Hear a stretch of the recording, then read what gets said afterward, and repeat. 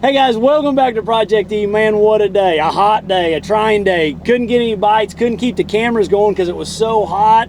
And then the bites I did get, what I figured out was brand new to me. It was in a zone, a stretch, an area that I've never caught a bass before on this lake. So you guys are gonna wanna stay tuned. And I fish this lake all the time.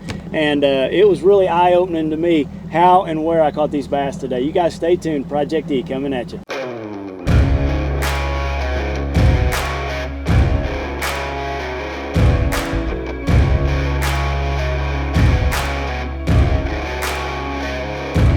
Yeah, oh my Lord, watch me sway. Darkness falls and we all pray, hoping for the light of day. Down to the river I have held the devil's hand, felt the weight of my own sin, burdened by the heart of man. Down to the river, down to the river.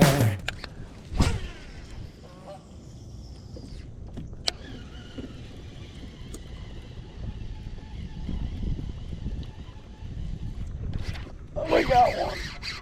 We got one. We got the first bite of the day. And it's a whopper. Not really. But it was on the topwater. So it's always, I always say on the channel, if you catch one on the topwater, he's like twice as big as he should be. I don't know what that fish is thinking, biting that big old Chapo. Chapo's as big as he is. He's hungry.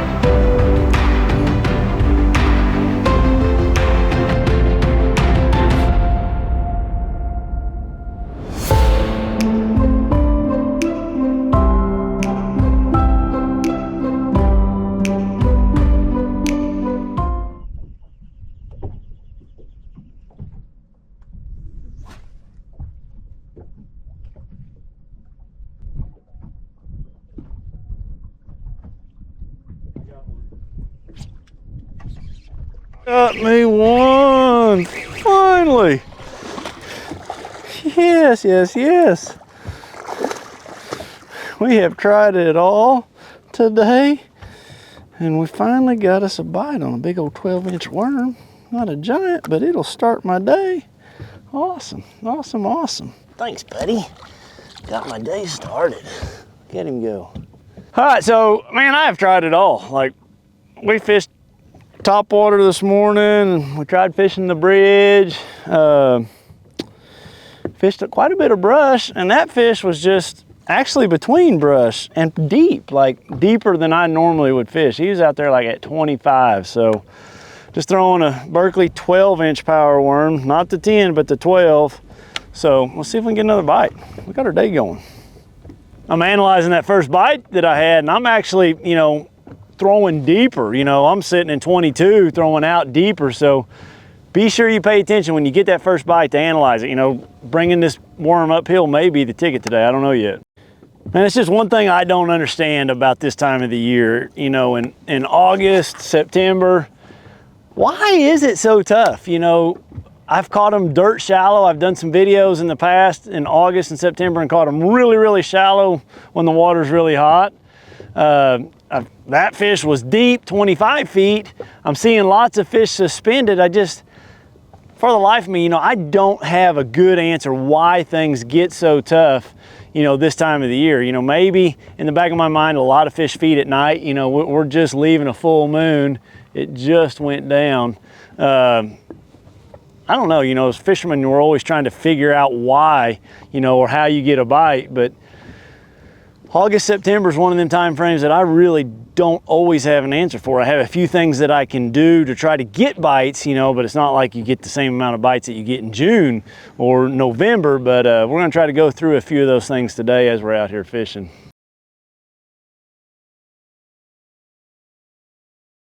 got another one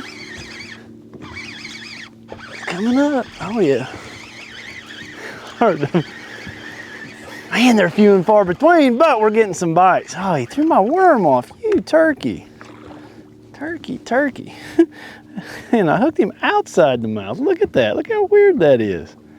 He knocked the fire out of that 12-inch worm, little old Kentucky. Out deep. Man, that's kind of what the deal is. I'm just fishing deeper than I ever have before on this lake. It's, I mean, I'm sitting in 32 and I'm throwing kind of parallel to 32. I'm gonna say that fish was 25 to 32 foot deep. Wow. That's what you gotta do though. You gotta figure out what depth they're holding. We tried shallow this morning and it didn't work. So we gotta go deep. We gotta go deep. We gotta get another worm.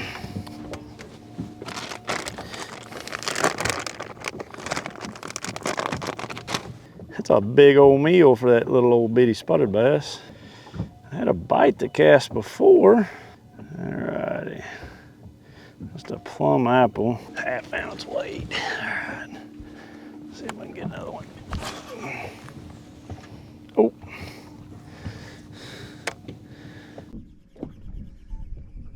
You know, you may think that 12-inch worm is a big meal, you know, for that spotted bass or any bass in general, but I think a lot of times, you know, fish, they, especially in the summertime when it's hot, maybe they don't want to expend a bunch of energy. You know, that's my excuse for not catching anymore. So I feel like throwing that bigger worm, hey, if they're going to expend the energy, at least their belly's going to get full one time. And maybe that's why that big worm seems to shine, you know, this time into the summer, early fall. It's kind of when I always throw it.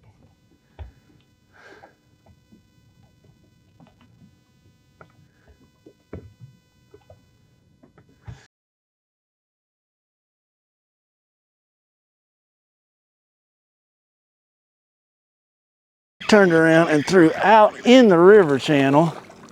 I mean, I'm sitting in 30 and I threw out because I seen some out there. Holy smokes. Gosh dang it, that's one of the better fish we've had today. Awesome, awesome. Man, I'm learning something. I think some of these fish out here are deeper than I've ever given them credit for, and it's not that clear. Thanks, buddy. All right. Get him go back down. Man, he kind of struggled getting down there. That fish was deep.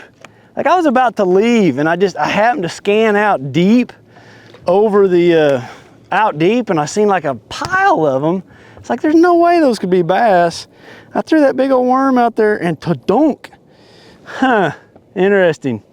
That fish was deep.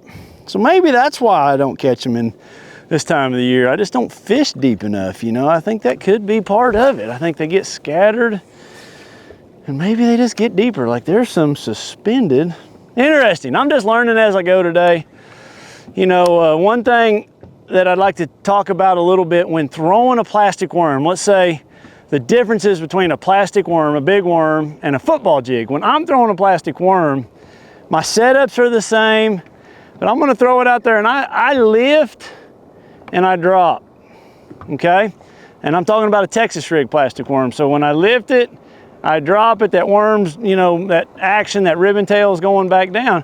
If I was to throw my football jig, I drag it to the side like this. I keep contact with the bottom the whole time. You know, the baits are really, you know, similar areas you throw them, similar rod and reel setups, but the biggest difference that I do between, say, a plastic worm football jig is, you know, on the worm, I'm gonna lift and drop. On the jig, I'm gonna drag and just reel up the slack and drag. Never really get it off the bottom unless I'm trying to hop it or something, but that's the biggest difference in the two. I kind of wanted to add that in there.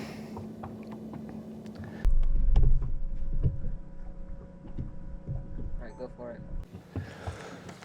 So I'm mainly using this big worm today, you know, because I'm trying to kind of target stumps, brush piles, those kinds of things. I tend to like a big worm when I'm having to lift it over stuff like stumps and brush piles. You know, if I was just targeting rock piles or you know, maybe just wanting to cover more water, you know, in general, that's when I would use that football jig. You know, I feel like it's not quite as weedless when I'm trying to bring it through a brush pile as, say, this big Texas rig worm is. So I guess one of the reasons I like a football jig in certain situations is when I'm really trying to cover water. You know, I feel like a football jig is a lot quicker technique. It's a heavier bait, more compact bait. I can drag it, keep better contact with the bottom, and I just feel like I can cover water a little more efficiently with that football jig. Now, for me to say, throw a football jig here and a worm there, you know, for me, it's more about what kind of cover you're fishing is to what I'm going to throw it. You know, like I say that, and then there are times though that I feel like that big worm might represent like a gizzard shad or just a bigger profile bait fish that maybe those fish are after.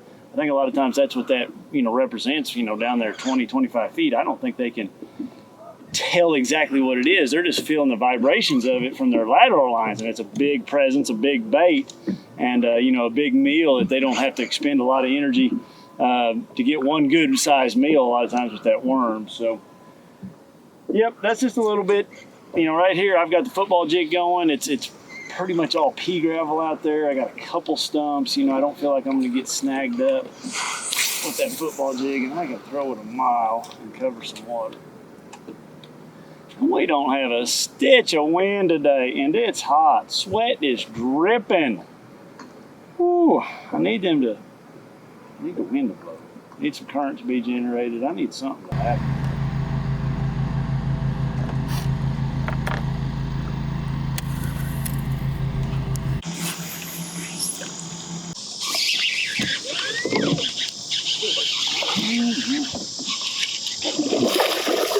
For how deep those things are. That is some of the deepest fish I have ever caught in my life. Sitting in 40 feet. Wow, thanks, buddy. Made my day. Another one on the worm. Another one on the worm. All right. Man, we're struggling trying to keep all the cameras going. It is a hot dude today. This spot right here is just kind of where the river swings up and just on the drop off right there. I'm sitting in like 35, 50 feet of water. And it was right almost underneath the boat. Man, guys, I hate to quit not catching any more fish than I have, but the problem is I don't even have my chesty on anymore. I can't keep any of the GoPros running, and my main camera's getting hot. And I'm hot, my camera guy's hot, but man, they just ain't biting today. But the bites we've had have been out, like way further out than I've ever fished before.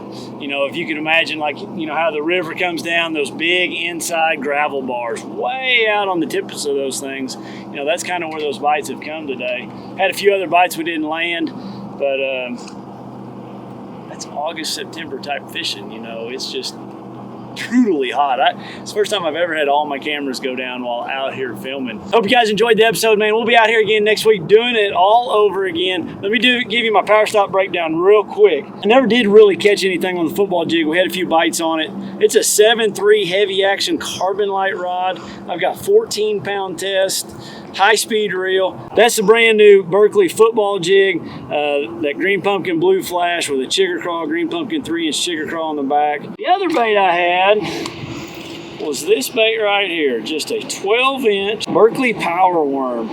Plum apple's the color I use. I did something different. I'm really experimenting. I've got 40-pound braid on here to like a 14-pound leader, 17-pound leader. I'm wanting to experiment with that. I think when you're making those long a cast and you got so much stretch even in fluorocarbon, I was pretty impressed with that braid setup today. I didn't lose any fish on it, had really good hook sets, but that's gonna be something I'm gonna be experimenting with it. I've got it on a 7.3 heavy action rod, high speed reel. That was my setup for that. So you guys tune in next week, man. We'll be doing it all over again.